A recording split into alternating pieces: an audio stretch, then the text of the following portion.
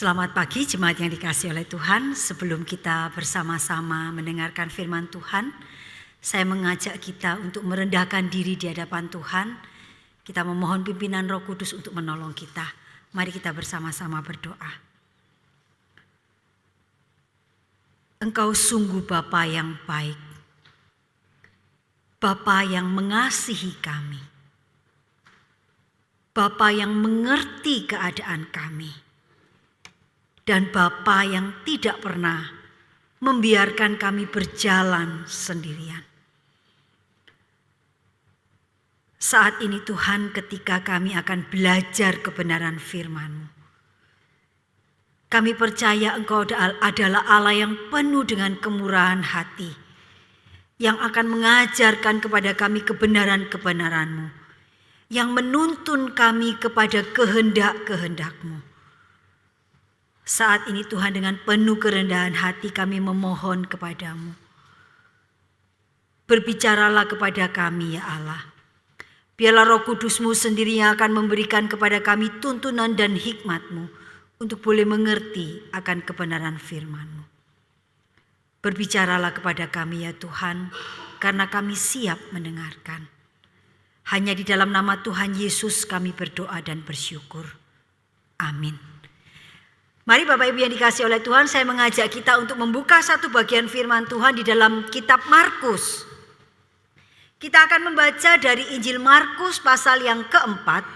Kita akan membaca ayat yang ke-35 sampai dengan ke-41. Injil Markus pasal yang keempat, kita akan membaca ayat yang ke-35 sampai dengan ayat yang ke-41. Kalau sudah mendapatkannya, silakan Bapak Ibu memperhatikan, saya akan membacakan perlahan-lahan untuk kita semuanya. Demikian bunyi firman Tuhan. Angin ribut diredahkan. Pada hari itu, waktu hari sudah petang, Yesus berkata kepada mereka, "Marilah kita bertolak ke seberang."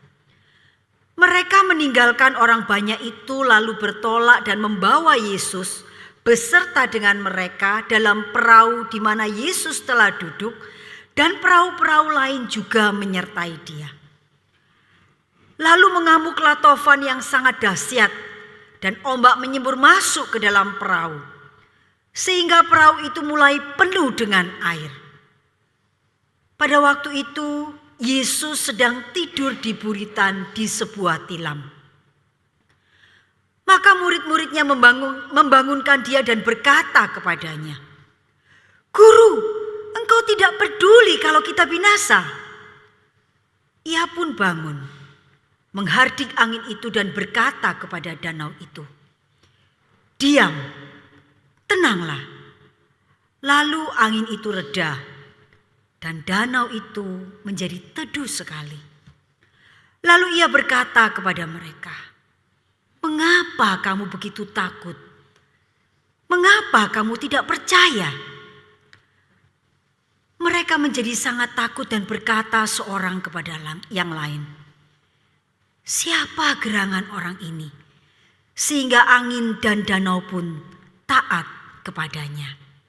Demikian pembacaan firman Tuhan.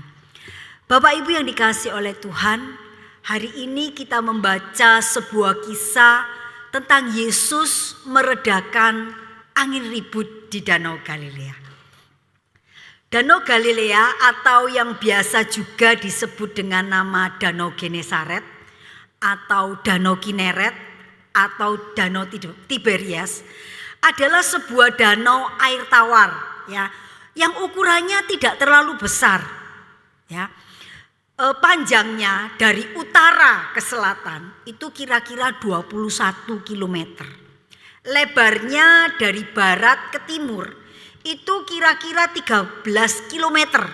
Jadi kira-kira luasnya itu 166 km persegi. Tetapi permukaan airnya itu berada 230 meter di bawah permukaan air laut. Ini menyebabkan iklim di sekitaran Danau Galilea itu cukup panas ya. Nah, sementara kalau kita perhatikan peta itu ya, di sebelah baratnya itu terdapat perbukitan dengan lembah-lembah dan alur-alurnya. Nah, jika terdapat udara dingin dari daerah barat danau, maka lembah dan alur-alurnya itu menjadi semacam terowongan angin yang kencang menuju ke Danau Galilea. Ya. Nah, Danau Galilea ini secara geografis dan secara meteorologis itu sering sekali mengalami badai. Bahkan ketika saya membaca sebuah buku, itu ada seorang penulis yang mengatakan, satu ketika dia itu sedang berada di sekitaran Danau Galilea. Suasananya itu sangat tenang, sangat teduh, sangat menenangkan hati. Dia berdiri di pinggir pantai melihat pantai yang begitu indah. Tetapi hanya dalam hitungan beberapa menit, beberapa detik kemudian terjadi badai yang sangat besar, yang sangat menakutkan, gitu ya. Nah, Bapak Ibu yang dikasih oleh Tuhan, mengapa di Danau Galilea ini sering terjadi badai? Ya, jadi karena Danau Galilea ini seperti saya katakan tadi berada 230 meter di bawah permukaan laut, dia itu menjadi tempat yang hangat. Sementara ada perbukitan di sekitarnya. Nah, ketika ada angin, angin yang dingin dari pegunungan itu turun, maka akan terjadi pertemuan udara dingin dari gunung dan udara panas di sekitaran danau. Itu kemudian akan menimbulkan terjadinya badai. Dan badai yang terjadi di sana itu meskipun danau itu kecil, tapi kadang-kadang badainya itu bisa menghasilkan gelombang atau badai yang cukup kencang. Jadi Bapak Ibu yang dikasih oleh Tuhan, badai itu sangat sering dan sangat mungkin terjadi di Danau Galilea. Sehingga para nelayan di sana itu biasanya sudah tidak terlalu asing ketika melihat atau mengalami badai di Danau Galilea. Namun kalau kita perhatikan dalam bagian yang kita baca, kisah Yesus meredakan Danau Galilea ini, kita melihat bahwa badai yang dialami oleh murid-murid saat itu pastilah badai yang cukup besar dan menakutkan. Sampai murid-murid yang adalah nelayan yang biasa menghadapi badai itu bisa mengalami ketakutan. Ya, kalau kita perhatikan dalam bacaan yang kita baca itu sampai mereka itu ketakutan sampai teriak sama Yesus, Tuhan, Guru, apakah engkau ini tidak peduli kalau kita ini akan binasa? Itu menunjukkan bahwa badai yang digambarkan saat itu cukup besar, ya, dikatakan bahwa air itu sampai masuk ke dalam perahu. Nah, Bapak Ibu yang dikasih oleh Tuhan, badai yang biasa dialami oleh para nelayan,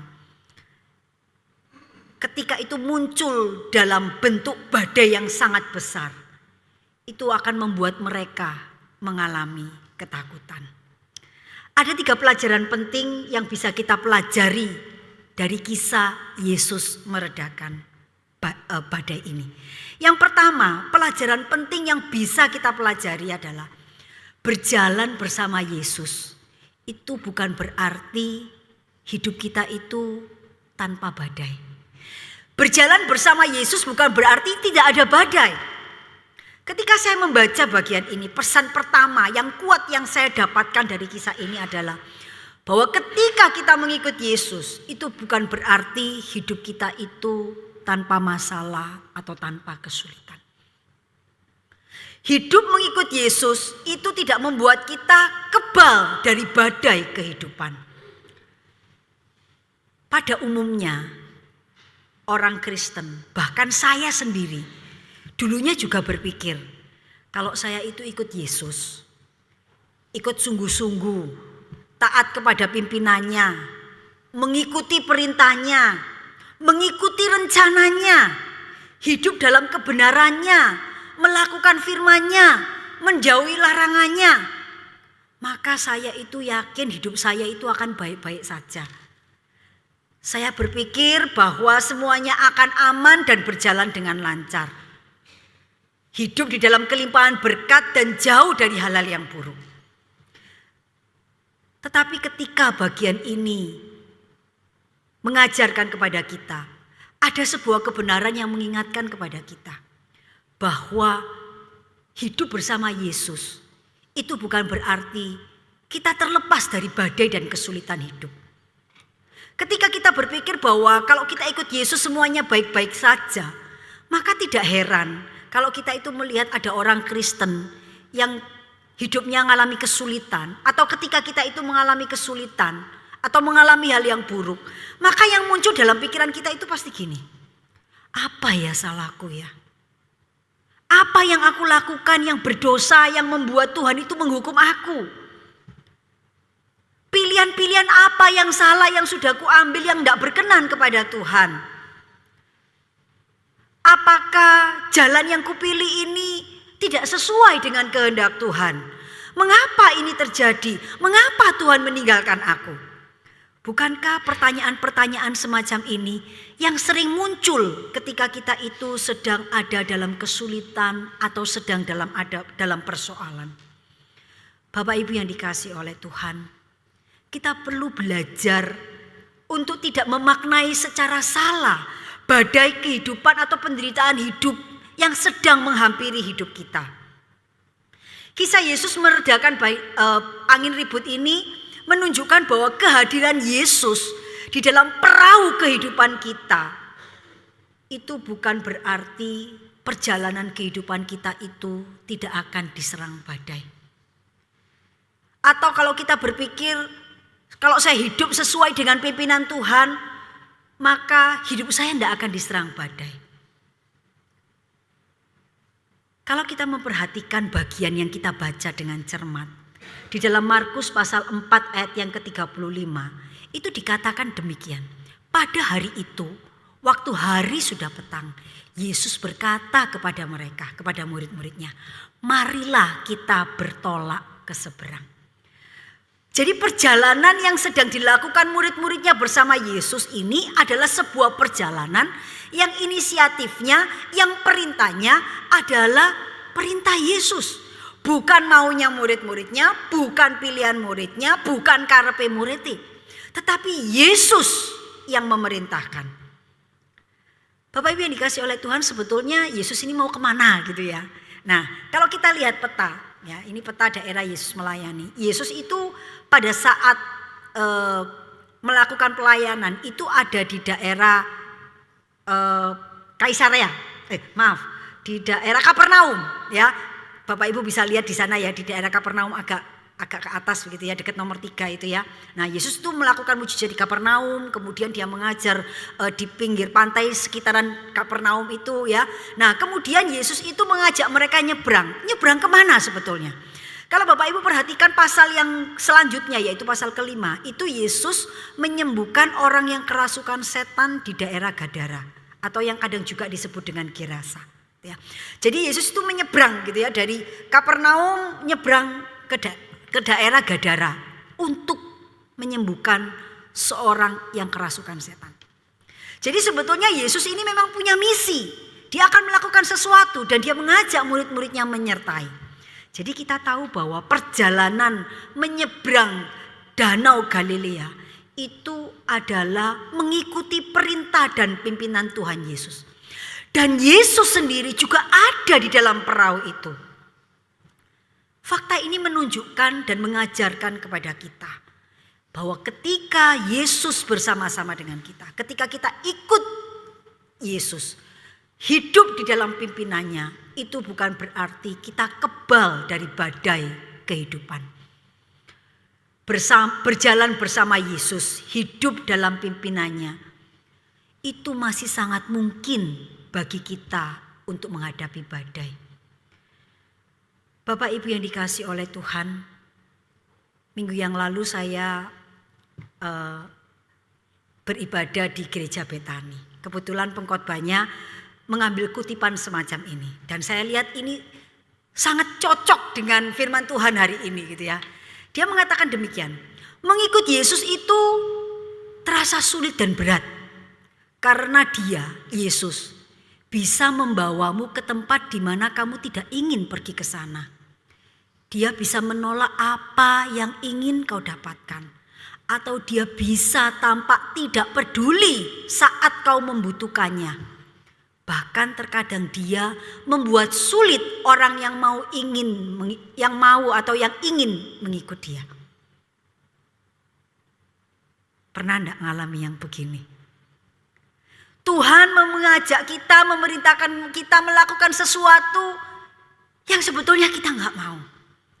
Tuhan membawa kita di tempat yang sebetulnya kita enggak ingin kita berada di sana. Bahkan kadang-kadang kita meminta sesuatu kepada Tuhan seolah-olah Tuhan tidak menjawab.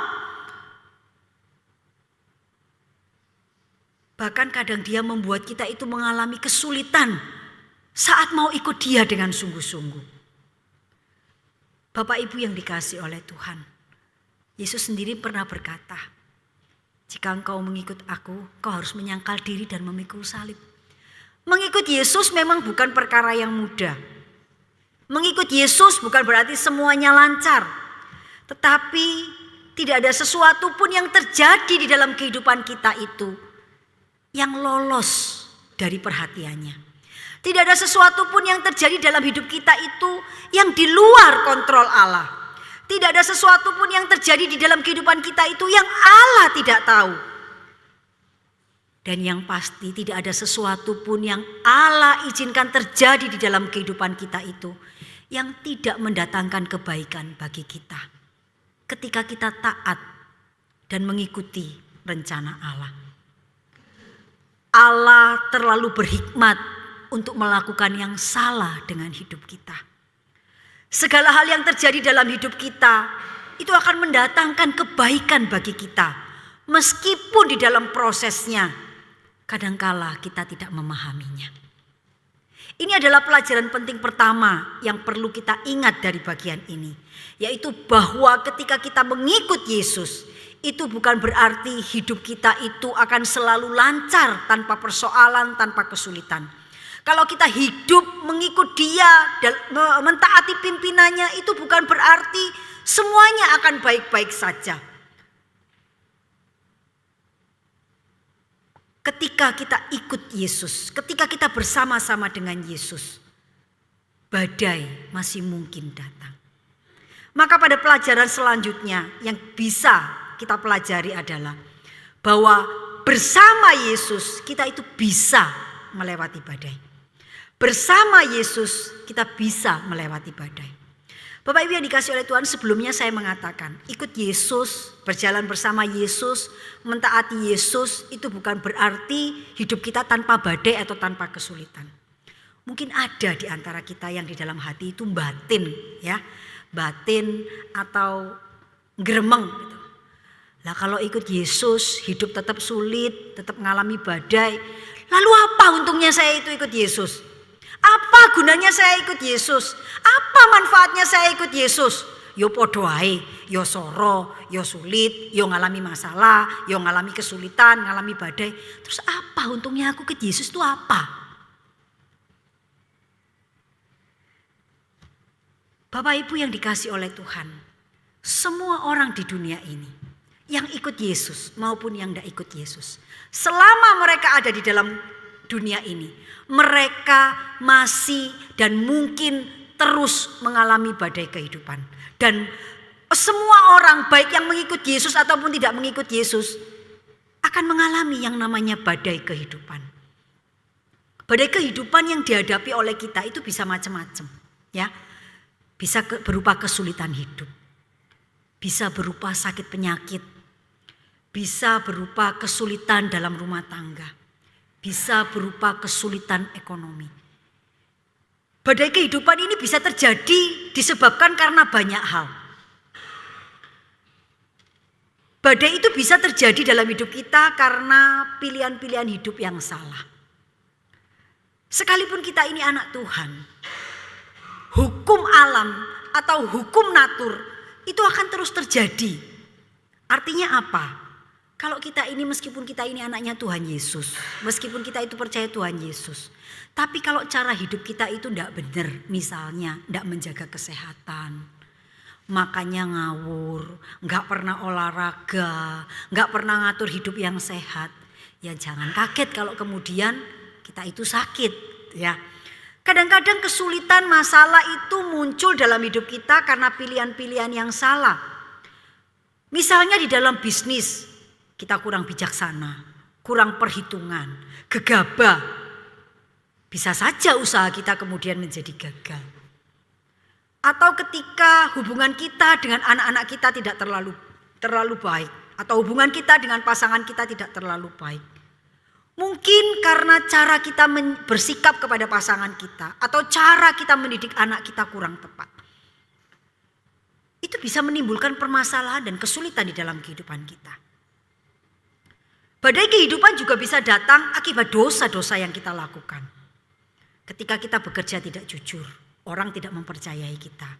Ketika kita tidak bekerja dengan jujur, mungkin pimpinan memecat kita. Ketika kita itu hidup tidak kudus, hidup tidak berkenan kepada Tuhan, maka sebagai akibatnya ada hal-hal buruk yang kita alami karena dosa-dosa yang kita lakukan. Badai kehidupan bisa muncul dalam hidup kita itu dari berbagai macam hal. Karena kejahatan yang orang lain lakukan, yang kemudian efek buruknya bisa menimpa kita. Atau bencana alam karena kondisi alam dan sebagainya, itu bisa terjadi dalam hidup kita. Ada begitu banyak hal yang mungkin dan menyebabkan kita mengalami badai kehidupan. Dan itu bisa menyerang siapa saja, baik orang yang mengenal Tuhan atau orang yang tidak mengenal Tuhan. Lalu kembali kepada pertanyaan, lalu apa untungnya aku ikut Yesus? Kalau ngikut Yesus hidupku tetap mengalami badai kehidupan. Bapak Ibu yang dikasihi oleh Tuhan, sebuah tulisan mengatakan demikian. Tuhan tidak pernah menjanjikan laut tenang. Tetapi Tuhan menjanjikan tempat berlabuh yang pasti. Bahkan Yesus berada dalam perahu saat badai datang menghantam. Apa yang membedakan kita dengan orang-orang yang tidak mengikut Yesus? Yang membedakan adalah bahwa ketika kita ada di dalam badai, ketika kita mengalami badai, entah badai itu terjadi karena apa, tetapi ketika kita mengalami badai, kita tahu bahwa ketika Allah atau Yesus itu bersama-sama dengan kita tahu bahwa kita akan punya tempat berlabuh yang baik. Dan kita tahu bahwa ketika Yesus bersama-sama dengan kita, Yesus akan menolong kita, memampukan kita melewati badai kehidupan. Jadi yang membedakan kita dengan orang yang tidak percaya kepada Yesus adalah bahwa kita ini memiliki penolong yang mengasihi kita. Kita itu memiliki pengharapan di dalam Allah. Kita itu tahu bahwa badai ini satu ketika akan berakhir. Badai ini akan mampu kulewati karena ada Yesus yang menolongku. Bapak Ibu yang dikasihi oleh Tuhan, badainya mungkin tetap ada, persoalannya mungkin tetap ada, kesulitannya tetap ada, sakit penyakitnya tetap ada. Tetapi ketika kita itu percaya kepada Yesus, kita itu bersama-sama dengan Yesus, kita itu memiliki damai sejahtera. Karena itu kita memiliki pengharapan bahwa saya ini punya penolong yang mengasihiku, punya penolong yang tidak membiarkanku, punya penolong yang akan menopang aku. Bapak Ibu yang dikasihi oleh Tuhan, memang di dalam proses menjalani atau melewati badai, kadang-kadang apa yang kita minta, apa yang kita harapkan, itu tidak terjadi seperti yang kita harapkan.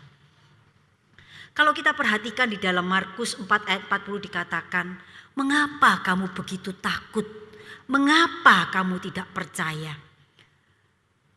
Sesungguhnya di dalam hidup kita sebagai anak-anak Tuhan, betapa sering kita itu meragukan kasih dan kebaikan Tuhan. Betapa sering kita itu tidak mempercayai Allah.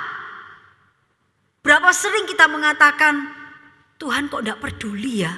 Tuhan kok enggak menjawab doaku ya?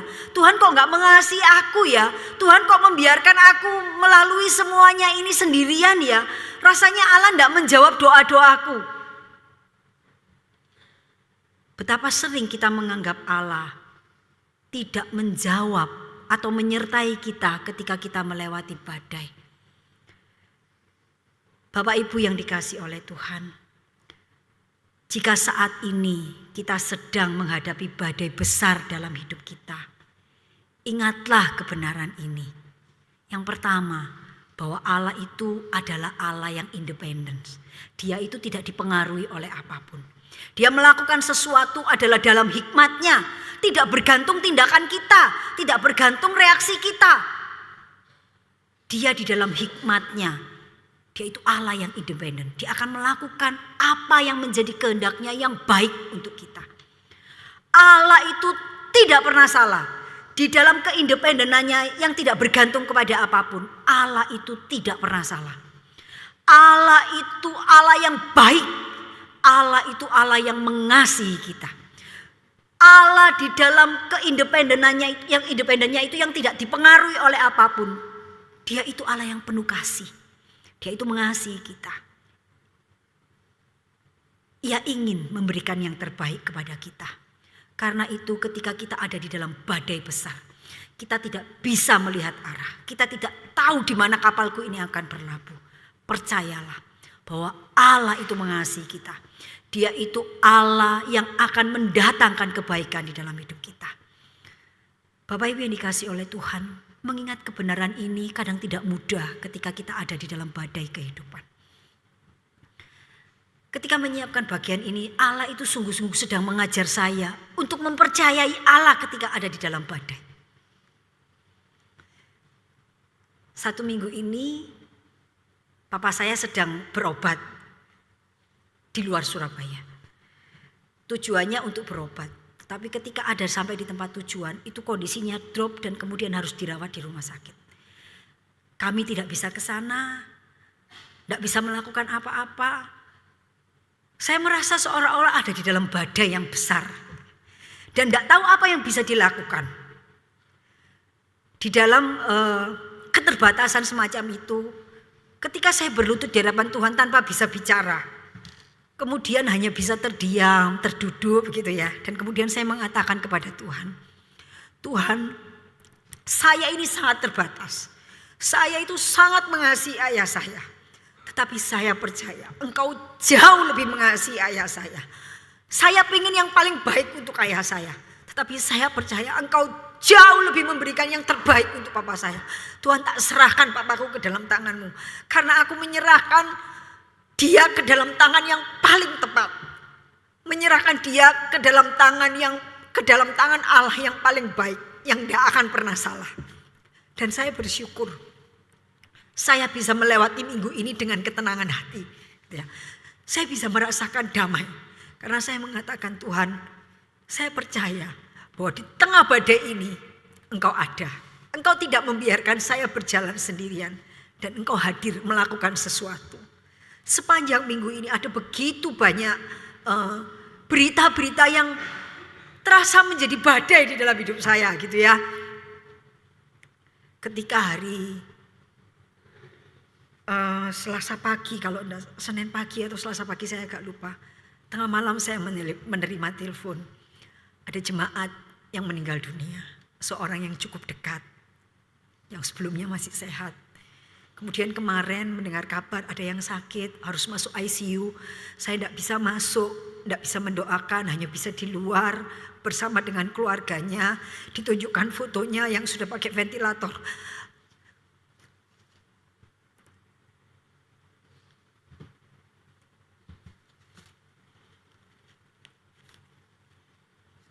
Hal-hal semacam itu menimbulkan kesedihan yang kadang-kadang membuat saya merasa badai ini terlalu berat Tuhan untuk saya.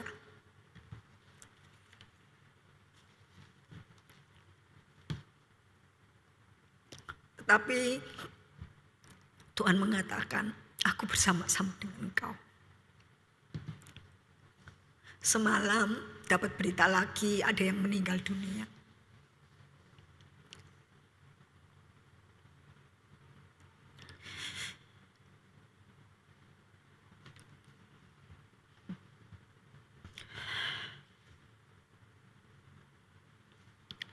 Bapak Ibu yang dikasihi oleh Tuhan, jika saat ini kita sedang menghadapi badai kehidupan, marilah terus percaya dan bersandar kepada Allah.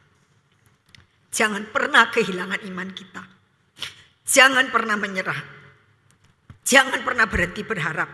Karena Allah yang kita percayai, Allah yang bisa dipercaya, Allah yang mengasihi kita, Allah yang tidak pernah meninggalkan kita. Lalu pelajaran penting yang ketiga, apa yang bisa kita pelajari? Yang ketiga yaitu bahwa badai itu menolong kita mengenal Yesus lebih baik. Badai menolong kita mengenal Allah kita, mengenal juru selamat yang mengasihi kita. Bapak Ibu yang dikasihi oleh Tuhan, setelah kita melewati badai atau saat kita melewati badai, apa yang tersisa dalam hidup kita? Apa yang tertinggal setelah badai itu berlalu? Apakah yang tersisa adalah kemarahan?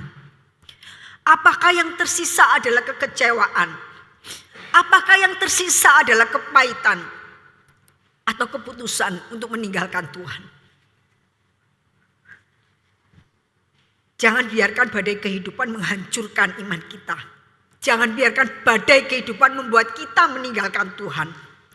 Seharusnya badai itu membuat kita makin dekat dengan Tuhan, makin mengenal Allah kita. Bapak Ibu yang dikasihi oleh Tuhan, kalau Bapak Ibu mengikuti pembacaan Alkitab satu hari satu pasal, bulan-bulan ini kita sedang belajar dari kitab Ayub. Kalau kita membaca dan memperhatikan kitab-kitab Ayub dan renungan-renungannya, kita akan menemukan betapa Ayub yang awalnya itu dideklarasikan sebagai orang yang begitu dekat dengan Tuhan. Di dalam pergumulan-pergumulan hidupnya, dia juga mempertanyakan Tuhan. Dan kemudian Tuhan menjawab dengan caranya. Ayub mempertanyakan sesuatu, Allah jawabnya lain gitu ya. Kalau saya kemarin itu, waktu saya dengarkan renungan, Ayub tanyanya begini, Tuhan jawabnya, aku menciptakan kuda Nil. Kamu lihat ototnya kuat seperti tembaga, ekornya seperti pohon aras Lebanon. Ayub tanyanya apa, Allah jawabnya apa gitu ya. Ayub tanya sesuatu, Tuhan bilang, siapa yang menciptakan bintang, siapa yang mengikat bintang biduk dan sebagainya. Ini sebetulnya apa yang sedang Allah tunjukkan?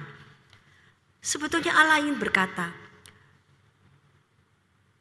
ketika engkau mempertanyakan sesuatu kepadaku, ingatlah, aku itu melakukan segala sesuatu dan membuat segala sesuatu itu dengan sedemikian detail dan ajaib. Percayalah, hidupmu pun itu aku perhatikan dengan baik. Dan kalau aku izinkan engkau mengalami semuanya itu, percayalah ada sesuatu yang sedang Allah kerjakan di dalam hidupmu. Bapak Ibu yang dikasihi oleh Tuhan, dalam salah satu bagian renungan itu dikatakan demikian. Ketika seseorang itu mengalami kesulitan dalam hidup, seringkali pertanyaan yang muncul adalah mengapa? Mengapa ini terjadi? Mengapa Tuhan mengizinkan? Mengapa saya harus mengalami ini? Mengapa? Lalu di dalam renungan itu dikatakan, ketika pertanyaan semacam ini yang diajukan, kita tidak akan pernah menemukan jawabannya. Karena ketika kita bertanya mengapa, itu akan muncul berbagai macam kemungkinan jawabannya mengapa. Tetapi kita diarahkan untuk bertanya, siapa? Siapakah saya di hadapan Allah? Dan siapakah Allah bagi hidup saya? Ketika kita itu menyadari, saya ini di hadapan Allah ini siapa? Saya ini seorang yang lemah, saya seorang yang terbatas, saya seorang yang membutuhkan Tuhan, saya seorang anak yang dikasihi Tuhan, saya seorang anak yang ditebus dengan darahnya, saya anak yang akan dikasihi dan diberikan yang paling baik. Maka kita akan percaya bahwa Allah tidak akan melakukan sesuatu yang salah dengan hidup kita. Dan kalau kita itu bertanya, siapakah Allah bagi saya? Bapak Ibu yang dikasihi oleh Tuhan, kalau kita perhatikan di dalam Markus 4 ayat 41, setelah peristiwa badai itu selesai, murid-murid itu bertanya, siapakah gerangan orang ini sehingga danau pun taat kepadanya? Kalau Bapak Ibu lihat, ada yang ganjil enggak dari pertanyaan ini? Kalau kita perhatikan bagian sebelumnya, murid-murid itu memanggil Yesus dengan sebutan guru. Guru, apakah engkau tidak peduli kalau kami ini mati? Tetapi di dalam bagian yang selanjutnya dalam ayat 41 itu mereka bertanya, siapa gerangan orang ini? Bapak Ibu yang dikasih oleh Tuhan, murid-murid itu tahu, mengenal Yesus. Bukan hari itu baru ketemu Yesus. Bukan baru suatu 2 hari mereka itu ikut Yesus. Mereka sudah ikut Yesus pelayanan, lihat Yesus melakukan mujizat, lihat Yesus membangkitkan orang mati, lihat Yesus menyembuhkan orang sakit, lihat Yesus ngajar tentang pengajaran-pengajaran yang hebat. Murid-murid ini tahu Yesus itu guru yang hebat. Murid-murid ini tahu Yesus itu melakukan mujizat yang besar. Tetapi sesungguhnya itu adalah sesuatu yang mereka lihat. Tetapi mereka sendiri belum mengalami. Karena itu di dalam ayat 41 mereka bertanya, siapakah gerangan orang ini? Bapak Ibu yang dikasih oleh Tuhan, mungkin kita mengalami hal yang sama. Bukankah seringkali kita mengenal Yesus dari kata orang? Seperti murid-murid, mereka lihat, oh Yesus itu guru yang hebat. Guru yang mengajar dengan luar biasa. Yesus itu guru yang melakukan mujizat dan melakukan perkara-perkara yang besar. Yesus itu guru yang lebih dari guru-guru yang lain. Tetapi melalui peristiwa Yesus meredakan badai, murid-murid itu kemudian melihat bahwa Yesus itu lebih dari seorang guru. Yesus itu lebih dari seorang yang hanya melakukan mujizat. Tetapi dia adalah Allah. Allah yang besar, Allah yang berkuasa. Bukan hanya Allah yang besar dan yang berkuasa di luar dirinya. Tetapi Allah yang besar, Allah yang berkuasa. Yang bersama-sama dengan aku. Yang punya arti dalam hidupku. Yang menyelamatkan aku. Bapak Ibu yang dikasih oleh Tuhan. Bagaimana dengan kita hari ini? Seperti apa pengenalan kita kepada Allah selama ini? Bukankah seringkali kita itu mengenal Allah, mengenal Yesus itu secara teoritis. Yesus juru selamat. Yesus menebus dosa. Yesus mengasihi manusia. Yesus mengajarkan pengajaran-pengajaran penting dalam hidup saya. Yesus mengajar saya melakukan cara hidup yang bernilai. Yesus mengajar saya hukum-hukum yang lebih daripada hukum-hukum dunia ini. Tetapi pertanyaannya adalah, siapakah Yesus bagi kita secara pribadi? Yesus ingin ketika kita itu mengalami badai, atau ketika kita itu melewati kesulitan hidup, Yesus ingin kita mengenal Dia. Siapakah Dia bagi kita? Siapakah Yesus bagi saya? Seperti apa saya mengenal Yesus? Yesus ingin agar kita ketika melewati badai kehidupan, pada akhirnya kita itu mengalami perjumpaan secara pribadi dengan Allah. Mengalami hubungan pribadi dengan Allah. Memiliki relasi yang semakin intim dengan Allah. Seperti halnya Ayub. Di dalam pasal 42 bagian akhir ayat 2 dan 5. Itu Ayub melontarkan sebuah kalimat. Aku tahu bahwa engkau sanggup melakukan segala sesuatu. Dan tidak ada rencanamu yang gagal. Dan kemudian ayat yang kelima dia mengatakan, hanya dari kata orang aku mendengar tentang engkau. Tetapi sekarang mataku sendiri memandang engkau. Bapak Ibu yang dikasih oleh Tuhan. Jemaat yang dikasih oleh Tuhan. Adakah kita ini sudah mengalami perjumpaan dengan Tuhan secara pribadi? Bukan hanya mengenal Dia secara teoritis, tahu secara intelek, tetapi tidak pernah mengalami Dia secara pribadi. Terkadang Allah diam saat kita berada dalam lorong gelap yang menakutkan. Bukan Ia tidak peduli, melainkan Ia sedang mempertajam kepekaan kita akan kehadirannya. Kadang ketika kita melewati badai kehidupan yang besar, kita merasa doa kita tidak terjawab seperti yang kita harapkan. Terkadang kita mendapati seolah-olah Allah itu diam dan tidak melakukan apa-apa.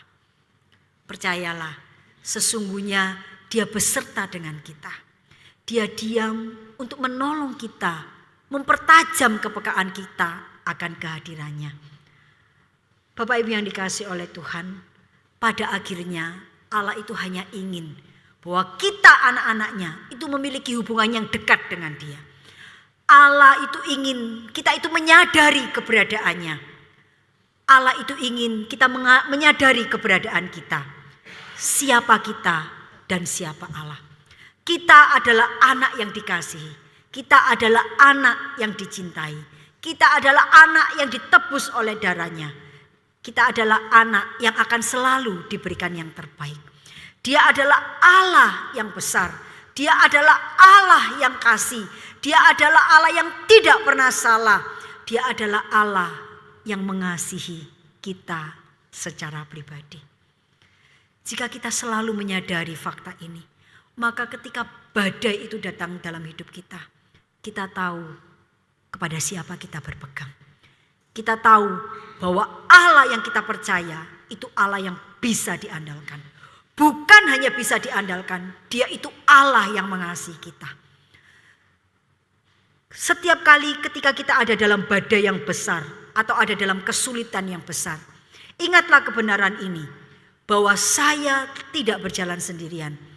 Saya berjalan bersama dengan Allah yang mengasihi saya. Saya berjalan dengan Allah yang mencintai saya. Dan Dia akan membawa saya berlabuh di tempat yang baik. Biarlah firman Tuhan pada pagi hari ini mengingatkan kita kebenaran-kebenaran yang penting. Yaitu bahwa ketika kita mengikut Yesus bukan berarti hidup kita tanpa badai. Tetapi ketika kita berjalan bersama dengan Yesus, kita mampu melewati badai dan tetap merasakan damai sejahtera. Dan marilah ketika badai itu datang dalam hidup kita, itu tidak membuat kita jauh dari Allah. Tetapi justru itu membuat kita semakin mengenal Allah, semakin dekat kepada Allah dan memiliki relasi yang erat dengan Allah. Mari kita bersama-sama berdoa. Tuhan Allah Bapa kami yang di surga, kami datang kepadamu pada pagi hari ini.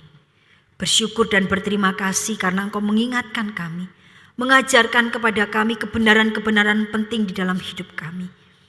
Kami bersyukur karena kami memiliki Allah yang mengasihi kami, yang tidak akan pernah meninggalkan kami, yang akan terus menopang kami, dan yang akan terus membawa kami ke tempat yang baik, sekalipun harus melewati badai ataupun lembah kekelaman.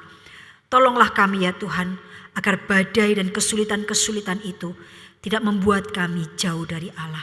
Tapi biarlah badai dan kesulitan itu membuat kami semakin dekat dan semakin bergantung kepada Allah.